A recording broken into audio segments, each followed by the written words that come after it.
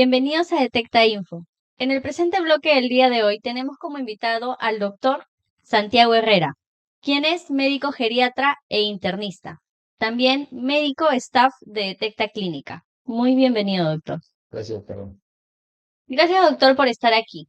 Vamos a conversar acerca de una enfermedad muy común, pero es poco hablado en los jóvenes, el cual es la osteoporosis. En primer lugar, doctor, ¿nos podría contar qué es lo que ve un médico internista? Un médico internista es un médico clínico que ve todas las enfermedades del adulto y el adulto mayor, inclusive, ¿no? Enfermedades agudas, enfermedades crónicas, en general, incluso las enfermedades quirúrgicas en su primera etapa, porque nosotros somos los médicos que llamamos al cirujano para que intervenga, haga la intervención quirúrgica muchas veces, ¿no? Entonces, nosotros nos ocupamos de las enfermedades en general, de todas las enfermedades del ser humano adulto y adulto mayor. Perfecto, doctor. ¿Y nos podría explicar un poco qué es la osteoporosis y cómo es que se genera? Es una enfermedad de los huesos. Es una enfermedad que genera descalcificación. El hueso es un órgano, es una estructura que está conformada por diversos minerales, dentro de ellos el calcio, y cuando este hueso se descalcifica, pierde masa ósea y se vuelve muy frágil, al riesgo de poder fracturarse. Entonces, muchas pacientes o pacientes varones, mujeres, pueden padecer esta enfermedad sin saberlo y de pronto, cuando ya tienen la edad adulta, pueden sufrir una fractura por una caída, por ejemplo. Pero hay muchas pacientes o muchos pacientes también jóvenes, ¿no? Que pueden tener esta enfermedad en el ¿Y cómo lo diagnosticamos?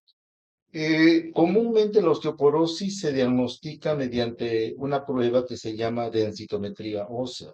O sea, ¿cómo funciona Es esto? una prueba que nosotros acá en la clínica tenemos. Ya. Es una prueba de rayos X dual, o sea, es una prueba específica para medir la cantidad de hueso, la cantidad de densidad de hueso que tiene el cuerpo. No se toma a todo el cuerpo específicamente, pero se toma en ciertas áreas en donde se ve la prevalencia, en donde se ve que el cuerpo está más descalcificado que en otros. Por ejemplo, la muñeca o el antebrazo, la cadera, las dos caderas, o la columna vertebral en la región lumbar. ¿Y hay otro examen alterno?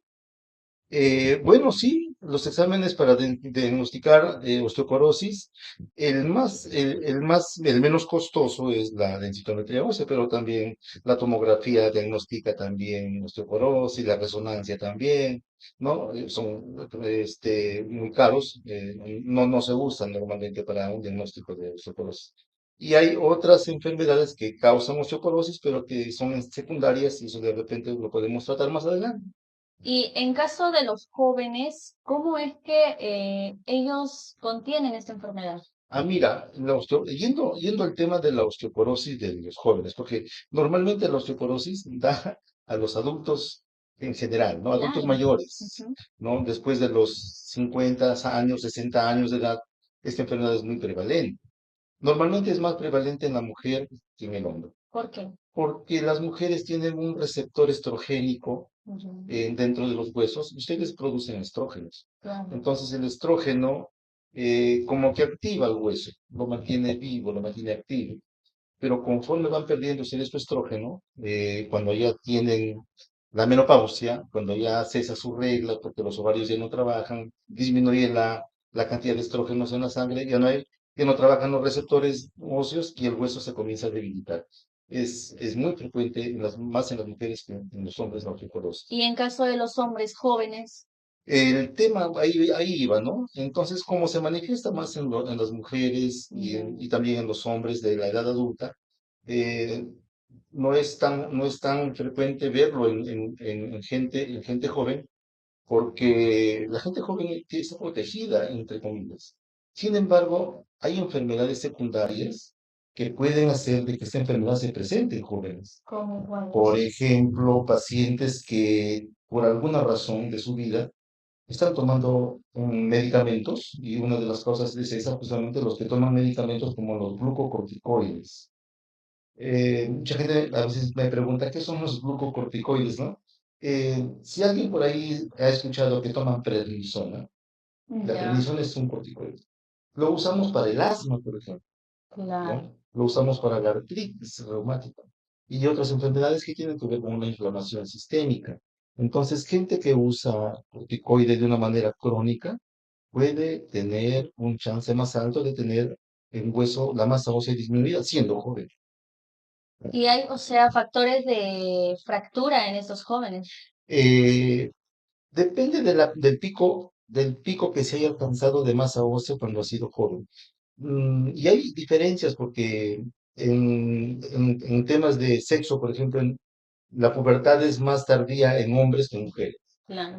Entonces, las mujercitas alcanzan una pubertad más temprana, por eso también tienen menos talla que los varones. Y los varones tienen una pubertad más tardía y crecen un poco más porque los huesos se alargan. Entonces, ellos tienen más masa ósea que las mujeres y también pueden resistir tienen mayor masa ósea durante toda la vida, ¿no? Que se equipara más o menos cuando tienen 70, 60, 70 años, ahí se equiparan entre masa ósea de hombres y mujeres. Ahora, los pacientes jóvenes que tienen un problema de osteoporosis, puede ser una osteoporosis secundaria, como te decía, por la toma de medicamentos. Los glucocorticoides es uno de ellos.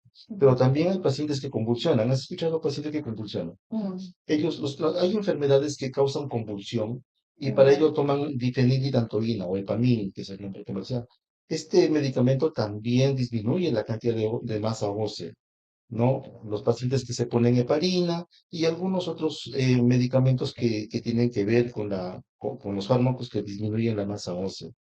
Por un lado, esas son lo relacionado a fármacos, pero también hay estilos de vida. Por Ya, ejemplo, los pacientes que son alcohólicos. Hay gente que hace exceso, abuso de alcohol claro. y también los que fuman demasiado. Esas personas debilitan sus huesos sin saberlo, ¿no? Es un estilo de vida. Y por otro lado hay enfermedades, voy a tratar las más frecuentes porque son enfermedades algunas muy raras, Ya. pero dentro de ellas una enfermedad que en cierto sentido es frecuente, es el hipertiroidismo. La tiroides, cuando se descontrola, se llama hipertiroidismo. Mm. Y también hay una glandulita sobre la tiroides que se llama paratiroides, y el hiperparatiroidismo también causa Osteoporosis osteoporosis. en Ajá. caso de los jóvenes. En los jóvenes, sí, son enfermedades que son muy frecuentes encontrarlas en pacientes jóvenes. No es frecuente, o sea, encontrar osteoporosis en pacientes jóvenes, mira que la estadística dice de 0,5% de pacientes jóvenes tienen osteoporosis, o sea, de cada 1.000 jóvenes, y cuando hablo de personas jóvenes hablo de los 30, de los entre 35 y 45 años, ¿no? Incluso más atrás, incluso hasta de los 20 a los 45 años, por decir. Y cuando hablo de este rango de edad, dice que el 0,5%, o sea, por cada 1.000 personas, 5 deben tener algún grado de osteoporosis.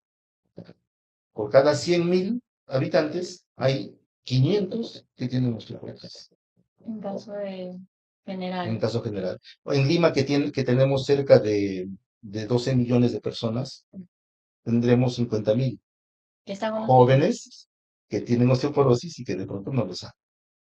Wow. También es por el estilo de vida que llevan o lo que están Te consumiendo dije en la su estilo de actualidad. Claro. vida, el consumo de medicamentos que por alguna razón no tienen que llevar.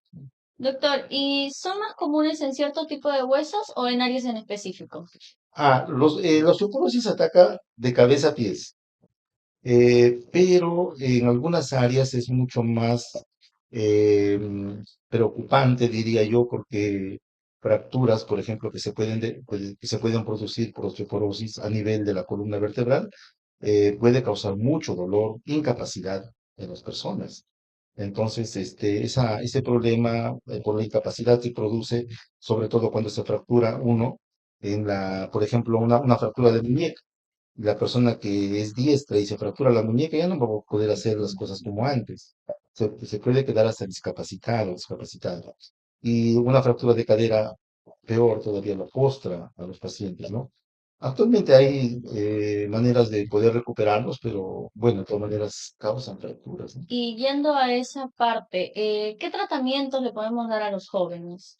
Ya, Son ante los todo, jóvenes. el diagnóstico en los jóvenes es diferente que en el adulto mayor. ¿De qué forma se diagnostica en caso de También joven? se usa la densitometría ósea, Bien. pero nosotros en el adulto mayor usamos el score T, que es un valor que nos da la densitometría y nos dice, fíjense ustedes en el score T, porque el score T cuando está menos de 2,5, ese es el diagnóstico de osteoporosis.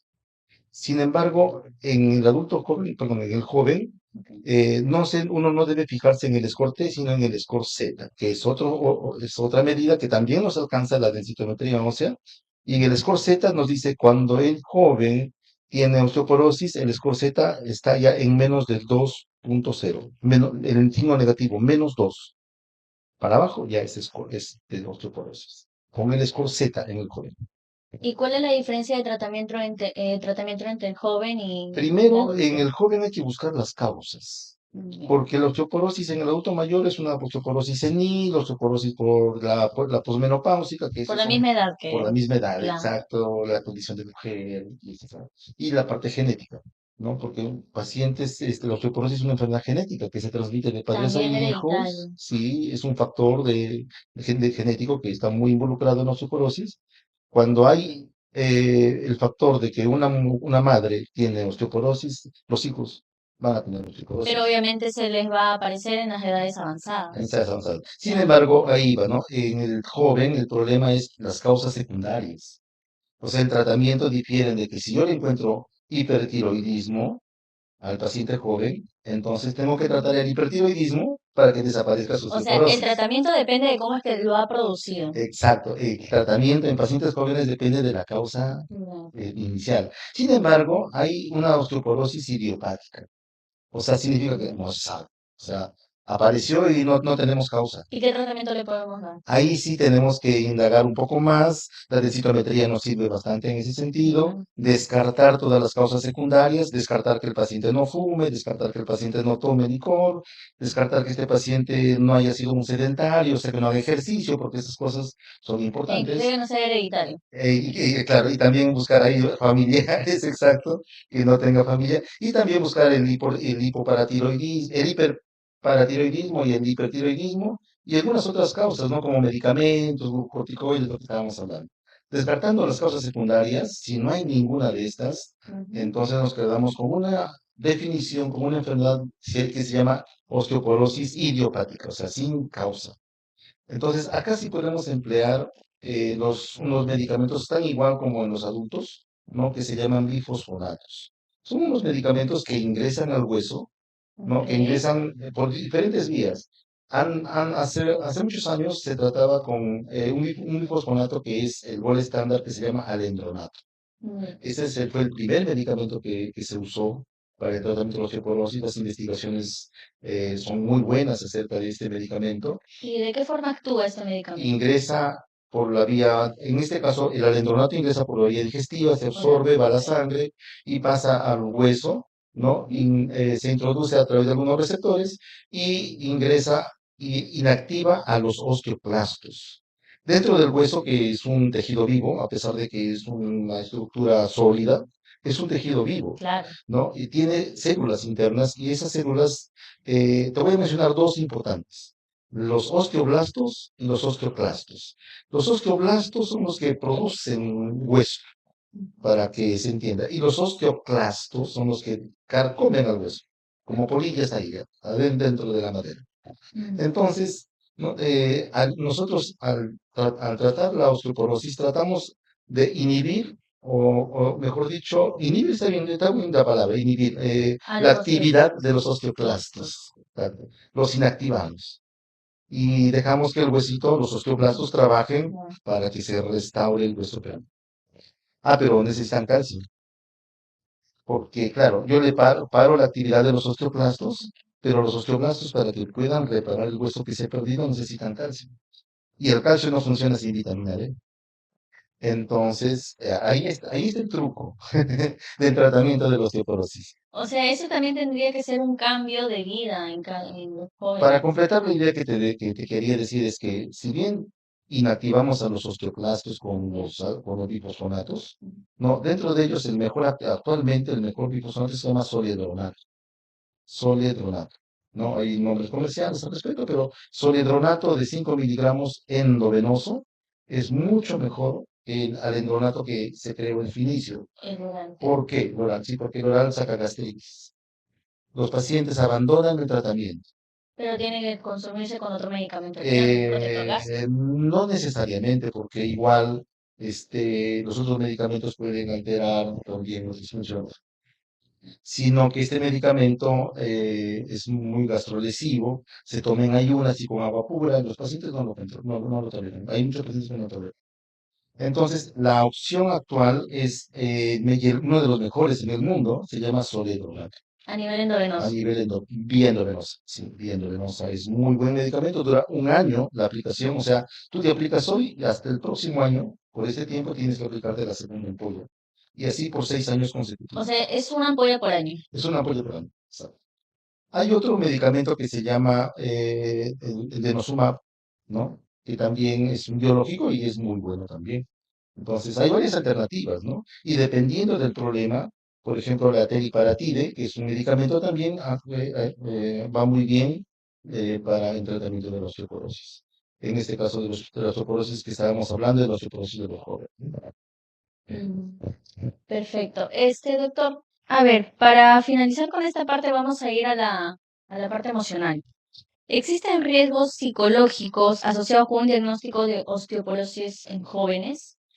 Em, Yo creo que no es para tanto, porque salvo que el paciente se fracture, ¿no?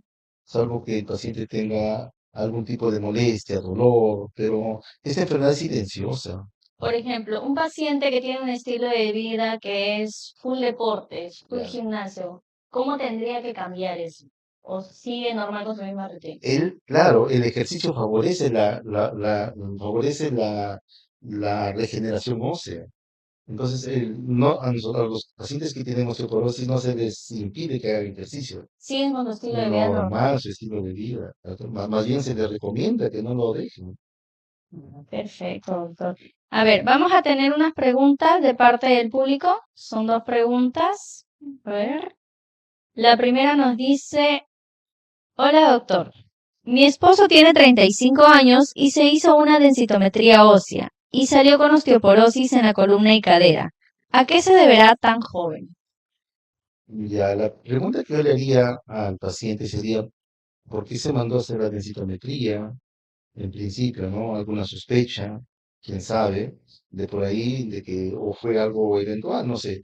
Pero si le salió que tiene osteoporosis la densitometría, es porque, como hablamos, los factores de riesgo iniciales. Debe tener por ahí un problema familiar, Familiares, ¿no? Familiares, la genética que hablamos, por ahí que hay que buscar cómo son estilos sus de estilos de vida, vida, claro, claro. si es sedentario, exceso, abuso del alcohol, del tabaco, y si es que ya descartamos estas cositas, ir a las enfermedades crónicas, ¿no? Si de repente ha tenido asma, consumo de glucocorticoides, Claro. consumo de medicamentos como para que pacientes que convulsionan, que conversamos hace rato, o enfermedades como la tiroides, que dijimos que el hipertiroidismo y el hiperparatiroidismo podrían generar. Hay otras enfermedades más raras como, por ejemplo, la hipercalciuria, o sea, la eliminación de calcio por la orina, que es una enfermedad rarísima, pero se ve, ¿no? Y otras enfermedades más raras aún, la cirrosis, la enfermedad celíaca, enfermedades del intestino, enfermedades de absorción intestinal,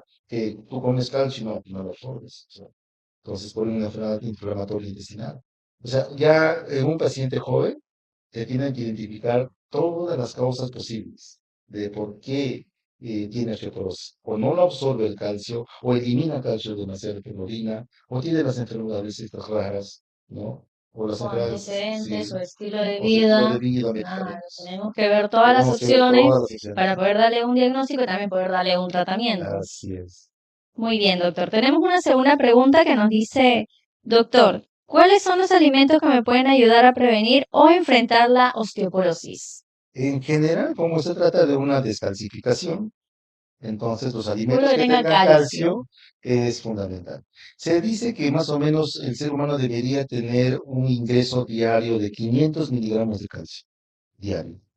Un vaso de leche creo que no es suficiente, podría ser leches fortificadas con calcio en todo caso, Mm, ¿no? Que podrían ayudar, comer salmón, comer pescado, ¿no? Que contengan, que ellos, estos pescados tienen cierto contenido de calcio, y también muchas legumbres, ¿no? Que las tienen calcio, las menestras menestras, legumbres, frutos secos, ¿no? también. Sí. Perfecto. Bueno, doctor, muchísimas gracias por toda la información brindada el día de hoy referente a todo lo que es la osteoporosis. Sabemos que es muy importante estar informado, sobre todo en la juventud de hoy en día, que también tenemos unos estilos de vida que nos puede traer muchas enfermedades a lo largo y en la actualidad.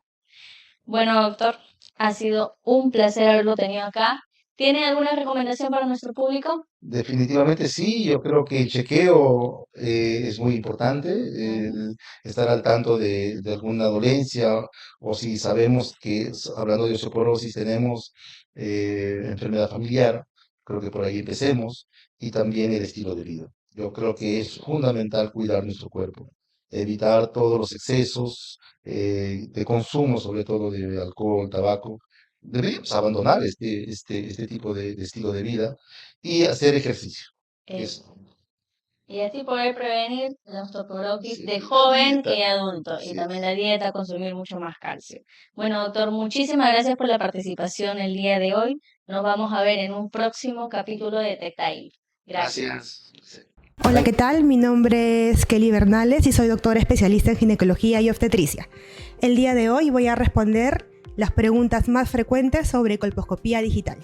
¿Por qué es necesario realizarme una colposcopía digital? Es una prueba de detección clave para determinar lesiones en el cuello uterino, sobre todo si han tenido Papa Nicolaus anómalos o la presencia de PDH. ¿El procedimiento es doloroso o incómodo? Es un procedimiento rápido y sin dolor, solamente la leve incomodidad que podría causar un examen ginecológico normal. ¿Cuánto tiempo dura el examen y qué puede esperar durante el procedimiento? La duración es entre 10 a 15 minutos. Es un procedimiento bastante rápido y con un instrumental que no toca el cuerpo. Si es necesario, también se puede realizar toma de biopsia. ¿Necesito alguna preparación especial antes del examen? La respuesta es sí. No hay que tener relaciones sexuales durante 48 horas, no usar óvulos previamente, no usar tampones vaginales ni estar menstruando. ¿Cuáles son los factores de riesgo? Haber tenido antecedentes de encontrar un PBH positivo en pruebas previas, tener historial de secreciones vaginales sin causa aparente y un Papa Nicolau anómalo. ¿Con qué frecuencia debo realizarme este examen? Depende de los factores de riesgo, pero generalmente es cuando encontramos un Papa Nicolau anómalo. Hola, soy la doctora Jimena Vázquez, soy ginecobstetra y hoy vamos a responder las preguntas más frecuentes de la campaña ginecológica de Detecta Clínica. ¿Qué métodos anticonceptivos son más efectivos? Bueno, los métodos anticonceptivos más efectivos son 3. El primero es el bloqueo tubárico o la ligadura de trompas. Este es un método definitivo y se hace en mujeres que ya no desean seguir teniendo gestaciones a futuro. El segundo método más efectivo son los dispositivos intrauterinos y aquí tenemos los hormonales y los no hormonales, conocidos también como té de cobre o té de plata. Y por último tenemos los implantes subdérmicos que también han demostrado una efectividad bastante alta. ¿Es normal sentir dolor durante las relaciones sexuales? Definitivamente no. El dolor durante las relaciones sexuales, o conocido también como dispareunia, no es algo normal y debe ser atendido en consulta. El dolor durante las relaciones sexuales no solo nos aleja de querer seguir teniéndolas, sino también que puede responder a un problema de salud ginecológico, ¿no? Entonces tenemos que estudiar a la paciente y ver exactamente de qué se trata. Existen diversos diagnósticos diferenciales, como por ejemplo enfermedad pélvica inflamatoria, endometriosis y otras enfermedades ginecológicas que deben ser tratadas en consulta. ¿Cómo puedo prevenir las ITS? Bueno, esa es una pregunta bastante amplia, ya que existen diversas ITS y existen diversas formas que se pueden prevenir. Lo primero que hay que saber es que siempre que se tiene contacto con una pareja no conocida o un primer encuentro, se debe tener en cuenta que hay que usar un método de barrera, como lo es el preservativo, que hay femenino y masculino. Existen otras formas también de prevenirlas, como por ejemplo teniendo una relación monógama o solamente con una pareja, conocer también los antecedentes de nuestra pareja y por último, una forma de poder prevenirlas es con vacunación. Hoy en día tenemos 2 vacunas para enfermedades de transmisión sexual, como por ejemplo la vacuna contra virus de papiloma humano, que es la enfermedad sexual más común en el mundo, y también la vacuna contra hepatitis B. ¿Qué tan frecuente debo realizarme revisiones ginecológicas periódicas? Bueno, las revisiones ginecológicas periódicas deben ser realizadas por lo menos una vez al año. Esto nos va a permitir poder hacer un chequeo preventivo donde se evaluará diversos factores de riesgo de cada una de las pacientes, realizar un Papá Nicolau, una ecografía si está indicado, una revisión de mamas y además también debemos acudir al ginecólogo cada que tengamos o una duda o también alguna molestia en la región genital. ¿Cómo puedo mantener una higiene íntima adecuada? La clave para tener una higiene íntima adecuada es lograr un balance, ni mucho ni poco.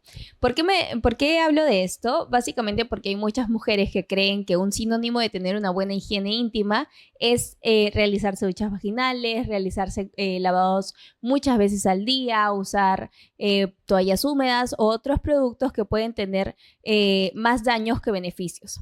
La vagina tiene una microbiota en general que se tiene que mantener balanceada y para ello debemos mantener un buen pH. Para lograr mantener un buen pH, no solo debemos evitar las duchas vaginales, sino también evitar jabones que tengan perfumes, olores u otros insumos que puedan alterar esta microbiota y este pH vaginal.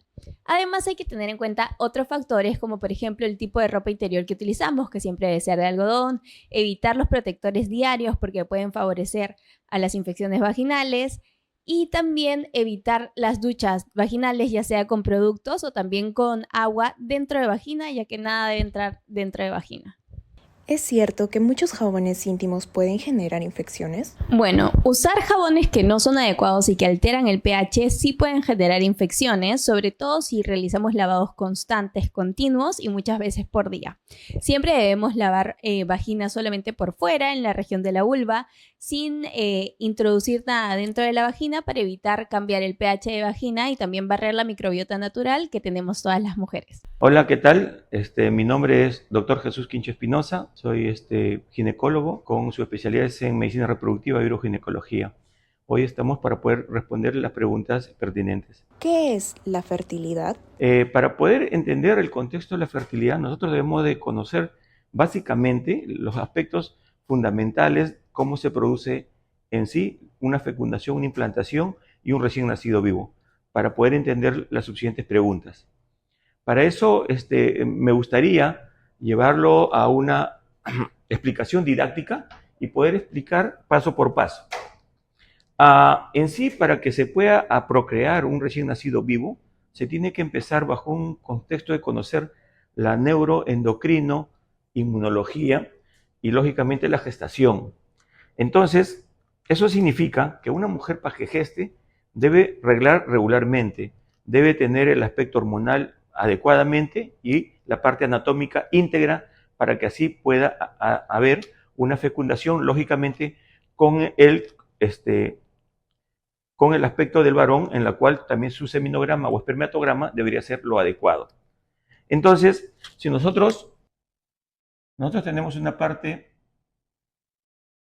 especial, esta parte es la parte del sistema nervioso central del cerebro. Acá hay una zona llamada el hipotálamo, que es la parte, y tenemos una glándula llamada la glándula hipófisis. Todos los días, tanto la ansiedad, el hambre, las tensiones, todo se imbrinca bajo el sistema nervioso central que va a captar todo. A partir del sistema nervioso central se elaboran hormonas que van a venir a repercutir, llamada GnRH, sobre la hipófisis, y la hipófisis va a comenzar a poder producir hormonas como la FSH y LH, en este caso para la parte masculina, así como también producir otro tipo de hormonas, ya sea la TSH tiroidea o de repente la CRH cortical. Entonces, también la hormona de crecimiento. Esto es indispensable para que a partir de estas hormonas FSH y LH comience a producirse un cambio a nivel del útero. Aquí mantenemos el útero, las trompas uterinas, el ovario respectivo, el cuello del útero y la vagina. Entonces, ¿cómo se produce una fecundación? Lógicamente que esta es la vagina y aquí emergen toda la cantidad de espermatozoides, los millones de espermatozoides, alrededor de 150 a 200 millones. Y lógicamente que la mujer en el primer día de la regla va a comenzar en el ovario a crecer un folículo que lo hace a partir de 4 milímetros en el primer día y hasta llegar a un folículo más o menos de 20 milímetros cuando tenga el 14º día. Y a partir de ese día va a ovular, se va a expulsar una semilla que se llama el ovocito. Ese ovocito es atraído por la trompa hacia la parte distal de la trompa y ahí espera el ovocito para que los espermatozoides, en ese momento que va a ovular la mujer, va a comenzar a subir y por medio de un huequito que se llama el ostium, de los millones, aproximadamente llegan 400 a 500 y solamente uno va a fecundar. O sea, en la trompa se produce la fecundación. Y una vez que se fecunde, se multiplican, porque los espermatozoides con el óvulo al unirse al ovocito, se multiplican y van a regresar al 4º día, introducirse nuevamente aquí como blastocisto para que pueda darse la implantación. Y a partir de aquí pasan los 40 semanas y se produce el recién nacido vivo. Eso significa que para que haya un recién nacido vivo, para que haya una fecundación o una implantación, tiene que haber adecuadamente hormona tiroidea, FSH, LH, y lógicamente que tiene que haber interconexión con el sistema nervioso central para que pueda darse a cabo junto con la eyaculación de los espermatozoides y pasen por las trompitas para que puedan llevarse a cabo la fecundación.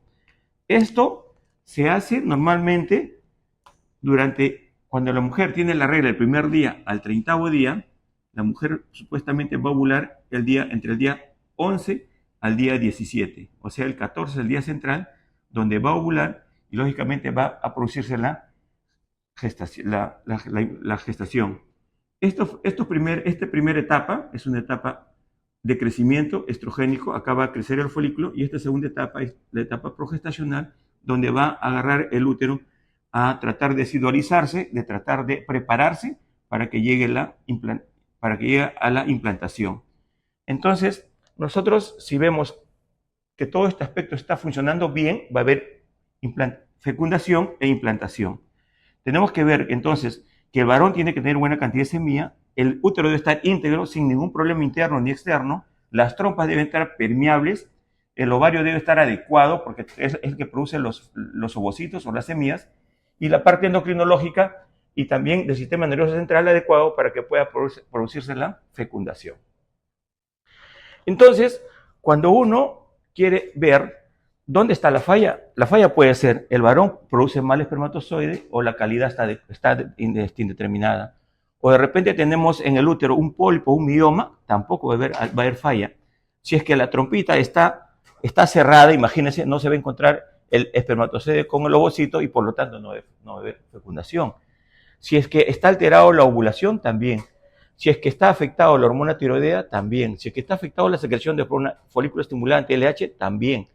Y si es que lógicamente hay mucha ansiedad, mucho estrés, hay disminución de repente del peso o un sobrepeso, también influye sobre el sistema nervioso central, la secreción hormonal y lógicamente la futura fecundación e implantación.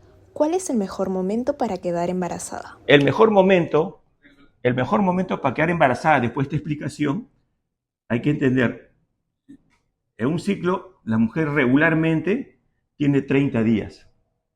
Y cuando es 30 días, yo le resto al 31, 14 días, lógicamente este día 16 o 17 es donde la mujer va a ovular. ese es el momento ideal donde se produce la ovulación y es el momento donde un día o 2 días antes o 2 días después pueden tener relaciones, porque el óvulo vive 24 horas y el espermatozoide 48 horas. Entonces tenemos unos días en los cuales la mujer debe saber cuándo debe ovular. Y para que la mujer debe saber ovular, debería de entender de que en un ciclo regular estamos hablando, se le disminuye el 14º día del siguiente, de la regla que viene, disminuye el 14, y esta etapa progestogénica generalmente es regular. Y entonces calculamos el día que va a ovular, y en esos días puede tener relación, y la mujer va a saber qué días son fértiles. Ahora, esto también se puede hacer mediante unas tiritas de LH, en la cual se compra en la farmacia, y a partir nosotros, en una mujer regular, a partir del 11º día, comienza la tirita en la orina, y en la orina sale en qué momento se pone positivo, y significa que va a tener el pico a partir de ahí el LH va a subir, y en 48 horas a partir de ese pico va a ovular. Entonces, si ella sabe que ya que se hizo positivo el LH, significa que ya está previo en la etapa preovulatoria, y puede tener relaciones ese día, o de repente hasta 3 días subsiguientes para poder gestar. Si es que el ciclo es irregular, estamos en una persona regla. Ahora, doctor, yo soy irregular. Muy bien. Si es que es irregular, la mujer de repente arregla 32 días, entonces 32 menos 14, digamos, el día 18. Ahí va a ovular. Y si la mujer tiene 24 días nomás su regla, menos 14, el día 10 a partir de la regla va a comenzar a ovular. Entonces hay que saber entender y explicar a las pacientes en qué momento de acuerdo a su regularidad. Ahora, lo ideal es que una mujer que sea irregular, algo debe estar ocurriendo. Para eso existe la consulta y para eso existe la explicación, y el médico de fertilidad tiene que tratar de regular el ciclo para poder decirle en qué momento puede uno tener en sí relaciones para que tenga una gestación natural. ¿El estrés y la ansiedad pueden afectar la fertilidad? Claro, el estrés es uno de los motivos en la cual produce problemas de fertilidad, de varios motivos. Uno, hemos hablado de que el sistema tiene que ser indemne, el sistema nervioso, endocrinológico y anatómico. ¿Y por qué? Porque el estrés hace de que cuando hay estrés en la suprarrenal, que es una glándula que tenemos, se elaboran la adrenalina y noradrenalina. Las personas se ponen ansiosas, tienen insomnios, tienen problemas vasomotores, les sudan las manos. Entonces, esa ansiedad, esa tensión que se tiene, hace de que la hormona venga al sistema nervioso central y que haya interacción en no elaborar adecuadamente las hormonas para que haya el resurgimiento de la GnRH, del FSH y de la LH.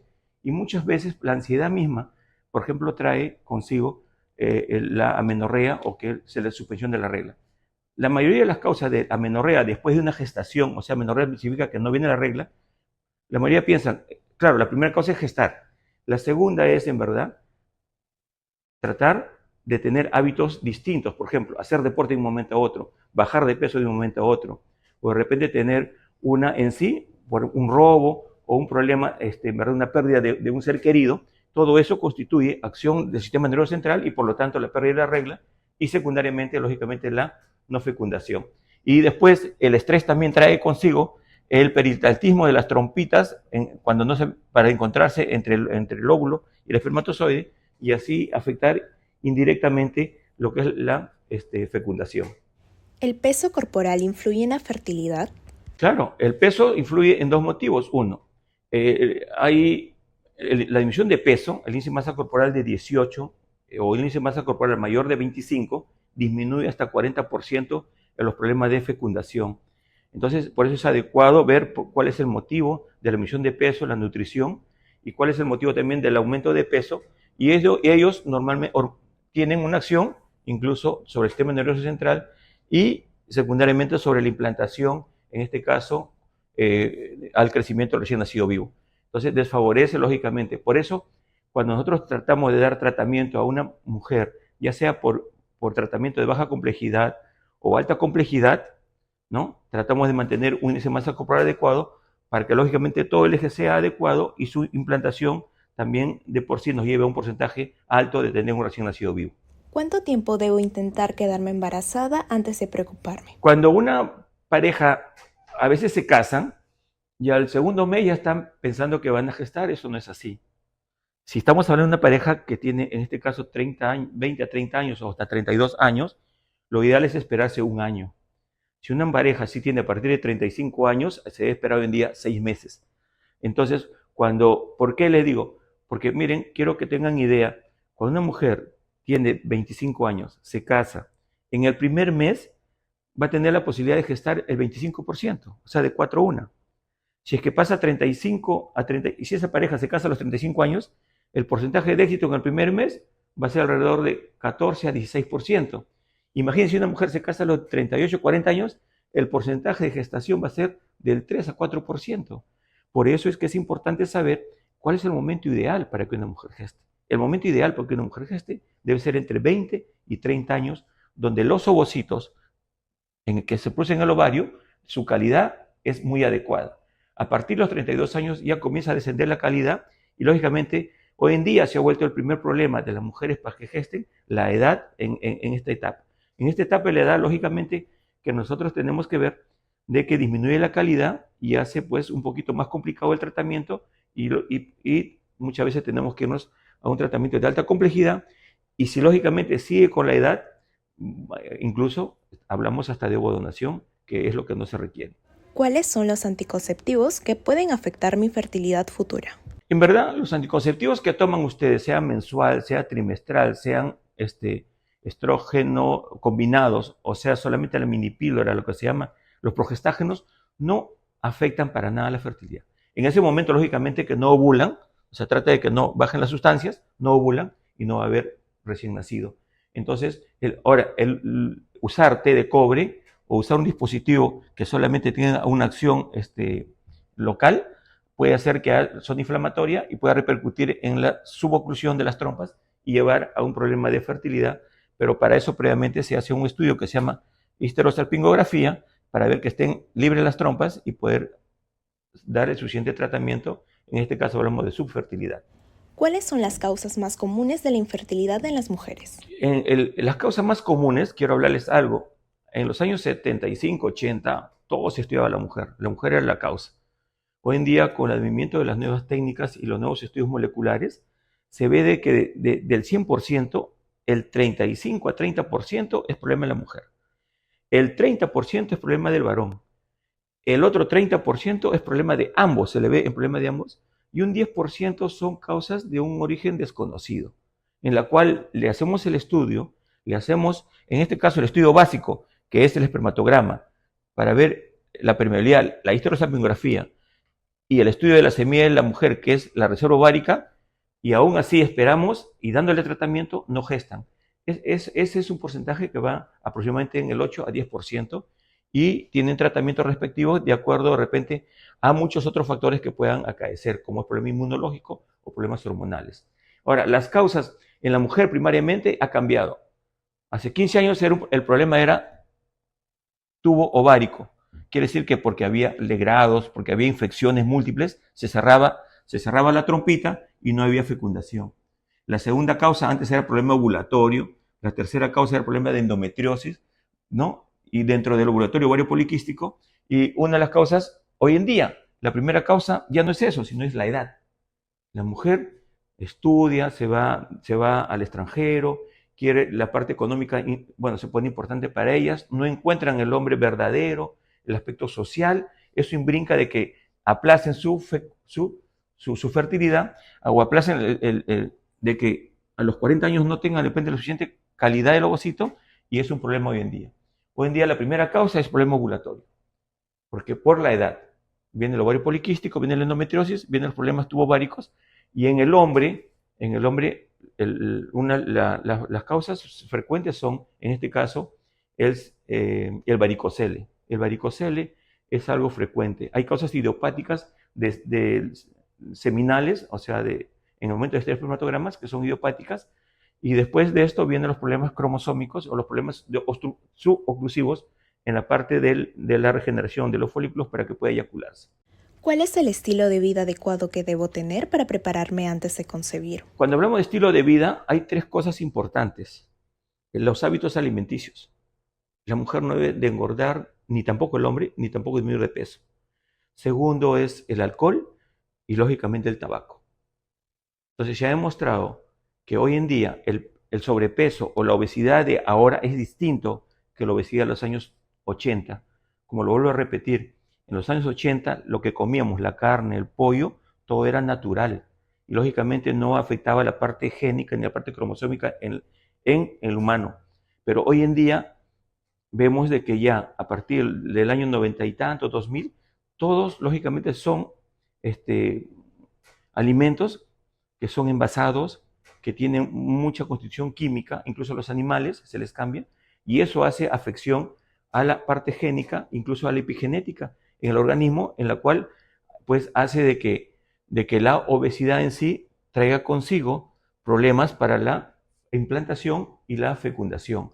Aparte que la obesidad trae trastornos endocrinológicos. En el hombre, por ejemplo, la obesidad hace que haya un hipogonadismo hipogonadotrófico que disminuye la testosterona, que disminuye la calidad seminal y la contracción seminal. Igualito en la mujer. En la mujer, la obesidad, aparte de poder dar infertilidad, le puede causar reglas irregulares, le puede causar metorragias, le puede causar problemas de implantación, así como también le puede causar problemas de hiperplasias endometriales en mujeres jóvenes que pueden terminar en cáncer de endometrio.